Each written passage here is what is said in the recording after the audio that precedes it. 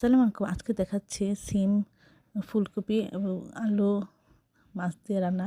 অসম্ভব মজার এই রান্নাটা আমরা আজকে দেখব। তেলের মধ্যে পেঁয়াজ, কাঁচামরিচ দিয়ে একটু আমরা পেঁয়াজটা ভেজে নিয়ে এর মধ্যে আদা রসুন বাটা একটু ভেজে নেব। তারপরে সবগুলো সবজি দিয়ে দিব। দিয়ে আমরা এর মধ্যে আধা চামচ হলুদ গুঁড়া, আধা চামচ ধনিয়া গুঁড়া, আধা চামচ জিরা গুঁড়া দিয়ে আমরা এটাকে খুব ভালো করে কষিয়ে নেব। এটা যতটা ভালো করে কষাবেন ততই এর টেস্ট বেড়ে যাবে। এবং অনেকক্ষণ ধরে এটা ভালো করে কষানোর পরে কিছুটা সিদ্ধ হয়ে গেলে আমরা এর মধ্যে ঝোল দিব। দিয়ে সামান্য লবণ, হলুদ, মরিচ দিয়ে ভেজে রাখা মাছ আমরা এর মধ্যে দিয়ে দেবো। দিয়ে আমরা এটা ঢেকে রান্না করব। তারপরে সব কিছু সিদ্ধ হয়ে যাবে এবং ঝোল কমে যাবে। তখন আমরা এর মধ্যে তেলের মধ্যে পেঁয়াজ রসুন দিয়ে একটু বেরেস্তা মতো করে ভেজে আমরা এর মধ্যে দিয়ে দেবো। অসম্ভব মজা হয় এভাবে এই সবজিটি।